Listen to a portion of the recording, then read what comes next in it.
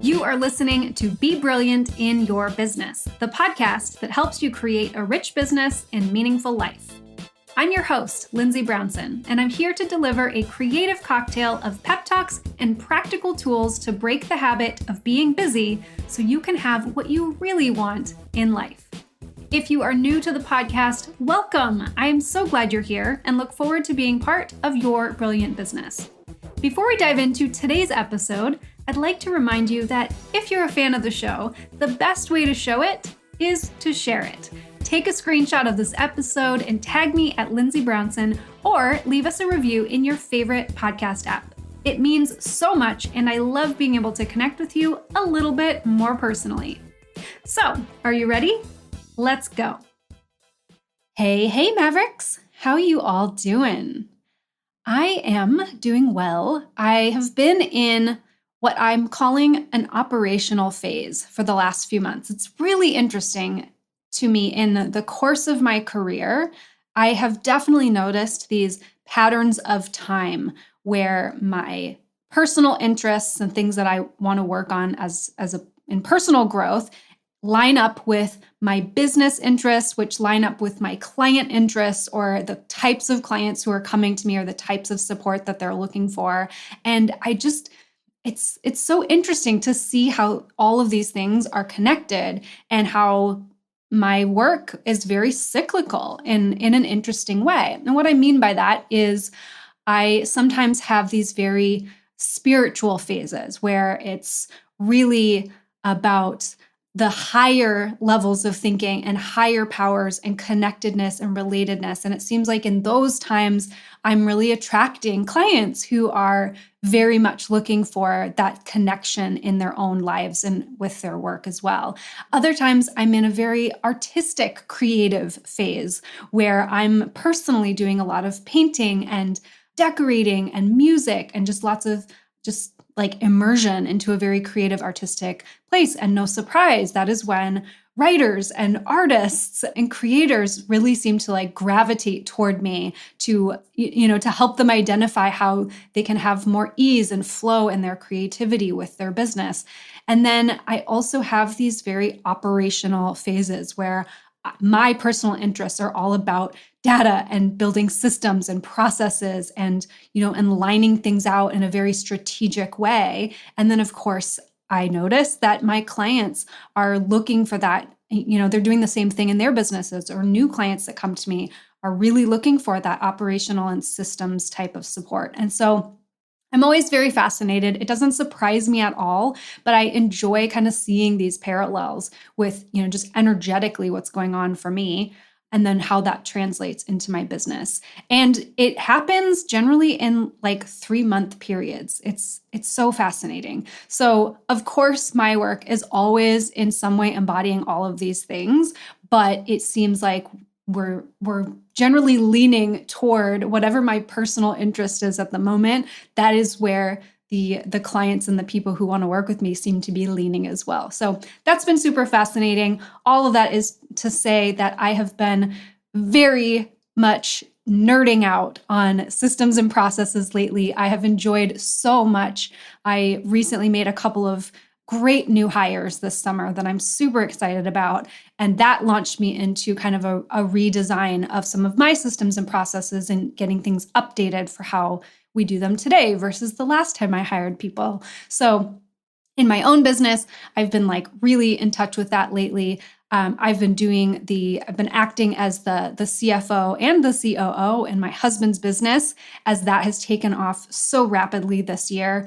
So that's been really exciting. And then a lot of my clients are in this place too, where they're really looking at scaling their business. And so these systems and processes are the moment that they're really needing to sit down and play with that and look at that. So all very fun for me. This is a part of me that you may or may not know, but I am a total systems nerd. And I don't want to do it all the time because I also like to be free-flowing and creative and artistic. But when I'm in these phases, I'm like, let's go, let's do this. I just want to nerd out on strategy and processes. So That's what's going on for me, which is perfect because if you listened to the episode before this episode where I interviewed Jana and we talked about Pinterest and the strategy and essentially creating a customer journey or a client journey and a little bit of a marketing funnel, if that's a term that sounds scary to you, if you've never heard of it before, if you've heard of it a million times and you're like, ew, I think we did a great job of kind of simplifying that, breaking that down in the previous episode. And then also talking about how to make keyword research and the strategy behind the words that you're using with the content you create to really engage the right clients to help bring people to you, but also for you to be very clear in what you're talking about as you're creating content. So that was an amazing episode. I had so much fun talking with Jana about this, and the interview came at a perfect time because I'm definitely in the zone with that right now. And part of it is in thanks to her. She really helped me kind of see Pinterest in that way and made it so much easier for me to understand. So that brings me to today's guest and today's episode. We're taking this even a little bit further, because my guest, her name is Lorraine Ball, and she is a marketing strategist who specifically works with business owners on SEO. And I intentionally did the Pinterest episode first because I thought that was a great sort of lead in to a really juicy and kind of deep topic of SEO, which can be very overwhelming, especially for creative business owners, especially if you're not in the phase where you're nerding out on systems and processes and strategy. So if that is you, I hope you listened to that episode on Pinterest and that kind of got your feet wet a little bit for what we're going to talk about today. So Lorraine Ball, as I said, she helps business owners with their SEO, and she's very much also focused on content-based SEO. So creating your amazing ideas and sharing them with the world, but with a few specific tweaks and strategies behind it so that you're really getting the biggest bang for your buck. And Lorraine has a couple of really great resources that we will talk about in the show, but she created something called the Digital Toolbox. And this is essentially, there's a free option that is all about search intent, which is something that Jana introduced to us as well. But, what is it that people are really wanting when they go out looking for either new content or new people to hire, all of that. So she has a free offer that's called a search intent workbook. So that is going to kind of, on a broader scale for Google search words and, blog posts and stuff, that will help you kind of narrow in on your search intent, your customers' search intent. And then she also has a very affordable product that you can buy into that is called, I think it's called Answer the Questions, but it's a self-paced SEO process. If you spend a couple minutes a day for 10 days, you can essentially master all of what you would need to know as a small business owner for your SEO. So it sounds very bite-sized, takes you through that process. And I just wanted to throw that out here at the top so that as we are talking about some of these terms, if these are new terms to you, or if they're terms, again, that you've heard a million times and you're just like, ugh, I don't want anything to do with that, I'm hoping to just sort of lead into this idea that these will all be broken down really simply, really specifically in a helpful way for you with some of the resources that she's got to share in our conversation. And then, of course, if you want to go and sign up for the Search Intent Workbook or buy her Answer the Questions digital product. So with that, I am excited to jump in and talk about content-based SEO with Lorraine Ball. This episode is brought to you by 30 Day Done, my simple framework to take your best ideas off the back burner and get them done in, you guessed it, 30 days or less. And you're going to do it without overwhelm or overworking, because burnout is lame. I'll show you how. 30 Day Done is free for you inside the Maverick HQ, a resource vault that is chock full of helpful tools for your business. Visit lindsaybrownson.com/Maverick to join now. Hello, Lorraine. Welcome to the show. Hi, thank you so much for having me. I am really happy to have you here. And most people will be surprised that I'm so excited about this topic, but we're talking about SEO and it's a really juicy topic. So I'm just so happy that you're here. I'm pretty passionate about it and maybe even a little geeky, but in a normal way. Yes, good. Well, I don't think you actually have a normal approach to SEO, which is exactly why I wanted to have you here. So, really, most of our listeners that we're small business owners, many of us are in creative businesses, and we're kind of on one of two sides with SEO. We either don't have any idea what it is, and it's like, yeah, I can't be bothered with that, or we have some idea of what it is, and it sounds totally technical and robotic and overwhelming. So I am excited to have you here because I know that that is not your approach. And you're going to take us through a whole different way of thinking about this so that it's not so intimidating and people can actually dig in and play with it. Absolutely. This all started, my approach is called content-based SEO. And it really starts with the assumption that while it's nice to keep the robots happy, at the end of the day, you're not selling products and services to robots. You're selling products and services to people. And so if you put them first and foremost in everything you put on your website and you answer their questions, you will create content that human beings will love and search engines will come to love as well. And I've done this long enough and I've seen the results. And I believe that pretty much this is an approach anyone can take to improve the SEO of their website. Yes. And I know that most people understand what content then is to give us some context for this. But if we can go just all the way down to the basics, tell us about, what is SEO? Why are we even talking about this? So SEO is short for search engine optimization. The way the internet works is people go to Google, occasionally to Yahoo or Bing, but mostly people go to Google and they go with questions. Now, going back 10 or 15 years ago, those questions looked more like furnace, repair, or heating plus contractor, or heating Indianapolis. And they were little word phrases because that's all the robots could deal with. And what SEO was designed to do was to organize all the information on your website in a way that would match up with the things that people were putting into the search engines. So when the robots would get an inquiry, they would look at all the information they had stored in their records, and your website would be more likely to show up. Well, fast forward 15 years, the Google robots are incredibly sophisticated. Not only can they respond to questions, they can respond when you misspell words in the questions. They know what you're intending. They can analyze pictures on your website. They can do facial recognition. They can do all sorts of things. So because they've gotten more sophisticated, you can be more sophisticated in the way that you put words and pictures and information on your website.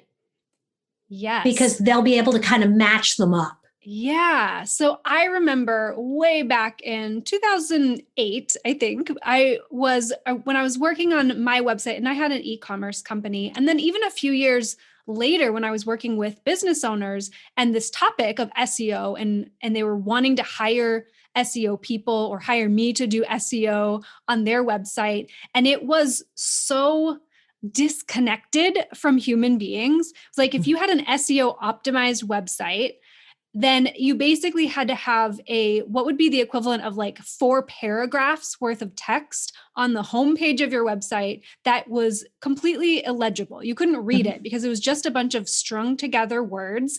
And it was so aesthetically disappointing that I just straight up refused to do it. And I was like, this is not going to work for me. And so I love that we've come so far. And of course, naturally, we've evolved from that state. But I think that's one of the big reasons why people still don't really consider or put a lot of attention into SEO, because that's the concept that we have of it, that it's just disconnected from humans.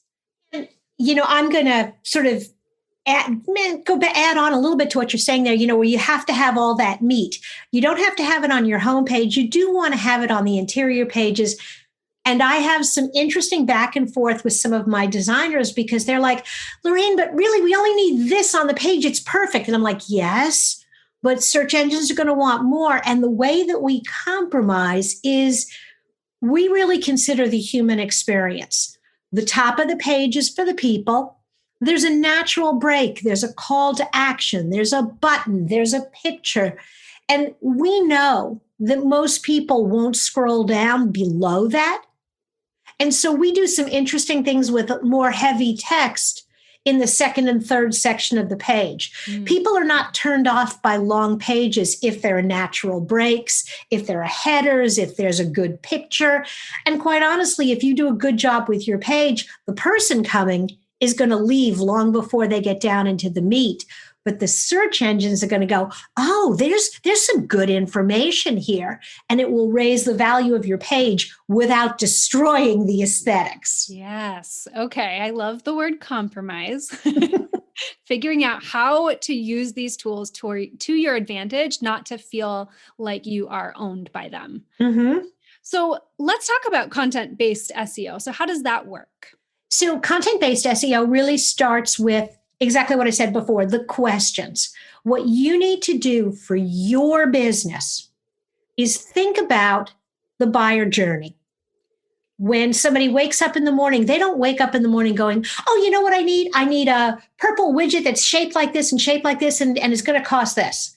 No, they wake up in the morning and they're like, I'm not happy about X, Y, or Z. How can I fix this problem? And then they go to Google and they search and they begin to refine their search as they learn more. There are really kind of 4 stages. There's that first informational where I don't even know what I don't know. I don't even know exactly how to describe my problem. The second step is really more the where people start looking at some of the navigational stuff. Are you near me? Is this a business in my neighborhood? Then they get into some of the commercialization, which they start doing some comparisons. They want to know, is X better than Y? As they learn a little more. And then finally, they get to transaction. And so at each step, you need to think about what are the questions people are going to have when they first discover that their furnace, and you're going to notice I use a lot of home service companies because that's the kind of businesses my agency worked with a lot. But this works in any industry. My furnace isn't working. What do I do? Or it may even be something obscure like, why does my furnace smell funny? What do I do with navy beans? Can I cook X with Y? If this happened to me, should I call a lawyer? Whatever that first level of question. And so make a list of all the questions that your customers are likely to ask and start kind of writing out some of those answers. Oh, I love that. And then what I want you to do is I want you to go to Google and I want you to ask that question. Because Google will do 2 things. Number one, it'll show you how other people answer it. So you can begin to go, okay, that's what they're saying. Is that how you want to answer it? But secondly, they have this section where people who ask this question often also ask this question. And as you go down that rabbit hole, you start to see all of these other questions that are kind of related that maybe you never thought of. And just go ahead, list them all. You can even go to Google Analytics if you really want to geek out and search some of those questions, and you can kind of see how often those different questions get asked. And then go to your website. Does your website answer that specific question? Not kind of something sort of related, that question. Because the more exactly you answer the question and completely, the greater the chance that you're going to show up higher on a search engine. So that's where all those extra questions really come in, because now you can start doing some really niche topics. And you can't just copy someone else's answer. You have to write it from your point of view and your voice. Because if you look and sound like everybody else, why should Google pick you first? Mm. The better you do at answering those questions, the more completely, the greater the chances that Google will value what your page is actually saying. Search for your industry. Go to Google and ask a question and look at how many different pieces of data Google comes up with. And typically it's somewhere between 800,000 or 900,000 to several million different responses to each question. Wow. So if there are 1 million responses, why should you be first? And that's where thinking about your customers and about how you interact and engage with your customers and how you want them to think about you will give you a competitive advantage. And I'll give you an example. One of the questions we got a lot, and we still get often, is, well, now why do I have to pay for my website and hosting and my domain name? And I answered that question so many times, I finally wrote a blog post about it. But because everybody else writes blog posts about it, I wrote it the way I explained it, which is that your website's a lot like a mobile home. And you can park that mobile home anywhere you like. It can be beautiful or it can be dumpy, but it won't be any fun to live in if you don't have running water and electricity. And the hosting company provides the running water and electricity. And your domain name is just like a forwarding address so that your mail shows up wherever you are. That blog post, 10 years later, still gets traffic. Why is your website like a mobile home? Nobody else answered that question exactly that way. So my answer gets search priority. I love that example. I'm a huge fan of anything that is visual, and I love metaphors. Mm-hmm. So that really, it speaks to me, and it's so clearly illustrated. I totally get it. So let me just reiterate. So there's the buyer journey, which is this process where people are starting to go and search out the answers to the question or problem that they wake up with in the morning, or that's in their mind. So there's the information part where they just don't know what they don't know. So it's the probably very rudimentary searches. And then that leads them a little further in to navigation, which I wrote down the word connection. It's the point where they say, like, why you?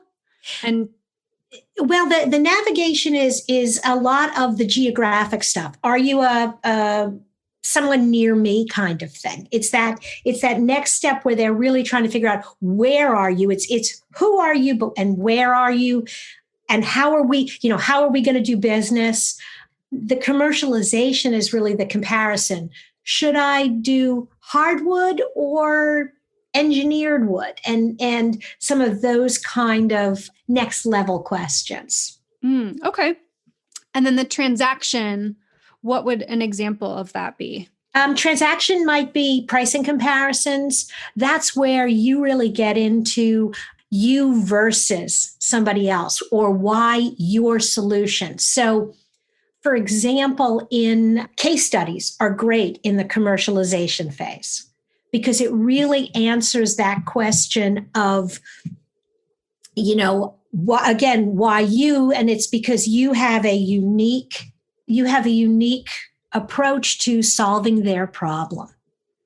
So when you get into like the commercialization phase, it might be a buyer's guide. It might be a preparation checklist. It's the things they need to know to get ready to do business with you. Okay. And then transaction is, okay, I'm really ready to buy, and I think it's going to be you, and I know what I want. Yes. And that last phase is the transaction is really, I know what I want. So would that be like, it wouldn't be a call to action in the search? What would it be? Well, so at every phase of search, you want to bring people to a place on your website. And when they get there, You have to answer their question, and you should always have a call to action. In other words, you should never have any page on your website that's just that was nice. I read that. Now I leave. No, you focused all your energy at getting somebody to come. Mm-hmm. They want to know what to do next. Remember, they're on a journey. You don't want to take them down a dead end. So if they're on their buyer's journey and they come to you at that first place where they're just general information, offer them something that they can download or use, watch a video, do something that maybe answers the next question, that shows that you can anticipate their needs. Every page on your website should take someone somewhere else. Ideally, okay, can give you another one of my metaphors. Think of your website like a late night TV commercial. Or those infomercials where, they're selling you the knives and you're like, okay, yeah, wait, there's more. And they're going to throw in a pot scrubber. And then you're like, yeah, that sounds like it. Wait, there's more. Okay, I'm going to buy it. Wait a minute, there's more. Every page on your website should take people to the next page and the next page and the next page. If you can move people through your website, the signal that you're sending to Google is that you are providing just really great information. And if the longer people stay, the more you're proving that you've got great content. So the more pages people look at, the higher Google will value your website. Now, you can't cheat it by putting, like the newspapers used to do this. They would take one story and spread it out over like 5 pages. So you had to click, and click. Yeah. No, that's not what I'm talking about. I'm talking about, I came for information. You give me everything I need on that page, but then the wait there's more is an offer that I can go deeper to find kind of that next piece of information. Got it. So I am wondering about, we have this concept that people have limited attention, and we've heard the numbers, you have 3 seconds to capture someone's attention.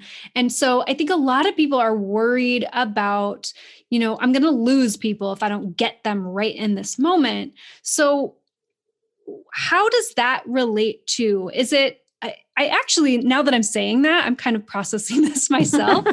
I can see then how kind of leading people through this journey in almost these bite-sized increments. Like you said earlier, people aren't scrolling that far down on your page because you're giving them the call to action to take them into the next step. Mm-hmm. And people will follow that journey. They won't get tired on page 2 and just leave if it's something that is compelling and engaging. Well, and if your call to action is to download a checklist. Remember, if somebody's in that commercialization mode and they're comparing X and Y, and you offer them an opportunity, an evaluation tool that they can use to compare or to get ready for the next step, and they download it, now you get their email address. It's okay if they go away because you've got their email address and you can continue the conversation and pick up really right where they left off. Did they download information from a resource from your information page? Well, then they get emails 1, 2, and 3. Did they download from the commercialization page? Well, then they get 4, 5, and 6. Now, the person who did 1, 2, and 3, if they open 1, 2, and 3, now you can roll them into 4, 5, and 6. If they don't, it's okay.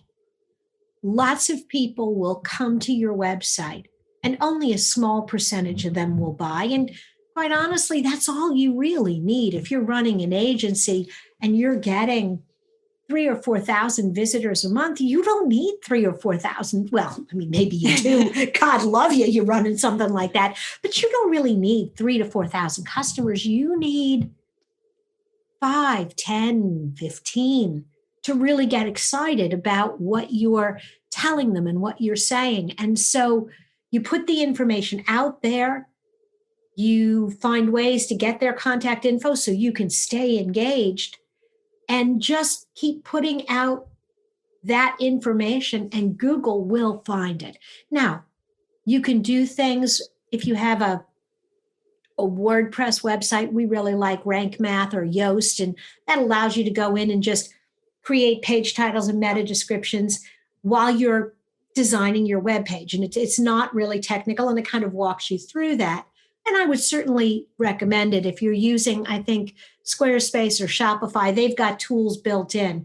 Again, you don't need a degree in SEO to write a page title that is approximately 70 characters long and includes the words you think people are looking for and a meta description in English, 160 characters, and all the tools will tell you too wordy, not wordy enough.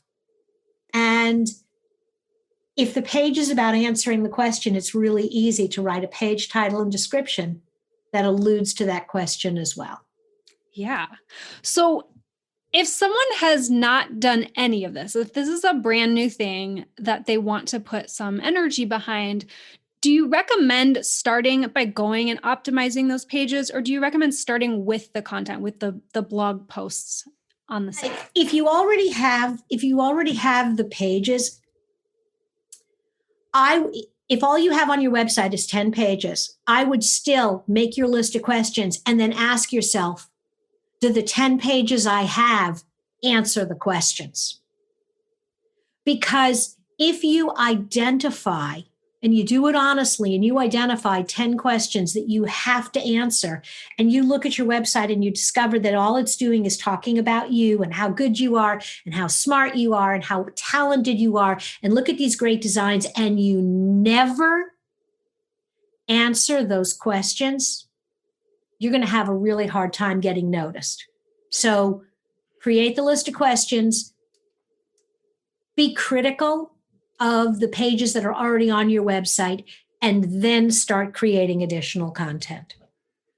And I want to say really quickly that pictures and video are content as well.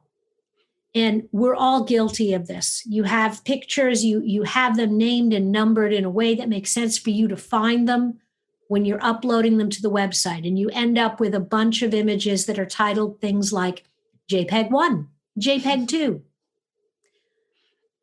Here's the thing. Google indexes images as well as text. And there is a huge collection. If you search Google for JPEG 1, you're going to find a bunch of images. The problem is that none of your customers are looking for JPEG 1. Yeah. They're looking for logo design example, heating and air conditioning company. Recipe for black beans. We do a lot of work with a company called Randall Beans. They sell beans in glass jars, and we have a lot of photographs of beans. And we have a lot of really creative names for those photos so that each one shows up in search. Yeah, that's such a good thing to think about. Certainly going back and auditing your website and looking at some of these pieces, but just to be in that mindset of anything that you're creating in terms of content, which everything on your website is, to be in that headspace of what problem am I trying to solve? What is my client or customer looking for? What are they going to be searching for? And really consider that it's all going to end up somewhere in the Google bank. And thinking about it that way. I think I'm a big fan of making everything just a game or making it fun or being curious about it. So getting into this place where you're like, what's the craziest thing that I could say that someone might search for that might pop up this image in their life? Like, how am I going to get somebody's attention with this? Absolutely. Yeah. I have an image of a marketing org chart that is tied to a blog post that I wrote in 2008. And that blog post and that image still get traffic. Now, I did some creative things to extend the life of that, and that's a whole different lesson, but everything you should be named. Think about Google as if it was a visually impaired human being. And if somebody is visually impaired and coming to your website and they're using a reader, and they can read all the words on the page. Imagine how frustrating the experience is for them when they're reading along and they scroll over an image and they know there's a picture there. And instead of getting a description of what that picture is, they get JPEG 1. Mm-hmm. So it's also an accessibility beyond just an SEO tool. It really becomes an accessibility improvement for your website. Yeah. So the question, how can I best help this visitor experience my website? Mm-hmm. Absolutely. That's so great. So you have a tool to help people kind of gather this information. Tell us a little bit about that. So we have a ton of different resources in the digital toolbox, but I think we're going to link to the search intent workbook, which is a nice little download tool that answers the question, how do I start thinking about my customer's journey? And there's a description of each of the types of questions and places for you to fill in and start researching it. And the search intent tool is part of our longer content-based SEO class.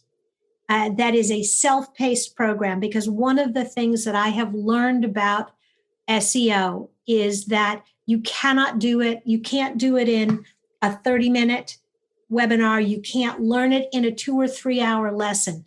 It's something that you have to do in small steps, do a little bit, learn a little bit, apply it, go back and take the next step. So we put together a self-paced course on content-based SEO. And I think you're going to have a link, and it'll also be available. You can find it among all the resources at digitaltoolbox.club. Awesome. Yes, I will link to both the search intent workbook and the answer the questions for the club in our show notes for sure. And that's so great. Thank you for taking us through this kind of three-part process to get people started thinking in a new way, approaching their content in a new way, and just knowing that, the robots are only part of the equation, that keeping humans in the forefront is really going to help you get those better conversions, have better engagement, and really just make it a whole lot more fun, which is what I'm all about. Me too. It's, I enjoy doing this, and it's fun when you get it right and you do a search and you're like, wait, that's my content at the top of that page. Oh, what an amazing experience, right? I've had a few clients who have sent me things over the years, just little screenshots of their page making it to the front of Google. And yeah, it is really exciting. It feels so validating. Absolutely. So I do have a quick question, because this is a common one, but how long does it take then for these things to be indexed once you're making these changes? So it will vary. And there is a way to kind of accelerate it a little bit. Now, this is going to be a little more techy, so my apologies. Google has a tool called the Google Search Console. And whether you create your Google Search Console account or you have your web developer do it, it is a companion to Google Analytics. And what you can do is you can take any page that you have optimized, anytime you write a new blog post, anytime you update an existing page, you can submit it to be re-indexed, and Google will tell you the last time they looked at it. So you can see, they just indexed it a week or so ago. They're not going to go back. The other thing that you can do to accelerate the process is anytime you create new content, start sharing it on social media. And share it on LinkedIn, Facebook, whatever you do, with links back to that page, because Google and the spiders will follow those links. The other thing that you can do is cross-promote with some of your friends. Deliberately share links to their sites and have them share links on to yours. Typically, if you've been creating content regularly, Google will come back on a regular basis. When we were creating a new blog post every day, it was pretty obvious that Google was indexing it every day or every other day. When we drop back, we're now probably releasing updates once a week. So Google doesn't come quite as often. So we sometimes have to kind of force it a little bit. But usually Google should be able to index your site, any new content in a week or two. Okay. Doesn't mean it's going to be on page 1 in a week or two, Yeah. but it means it's at least going to notice it.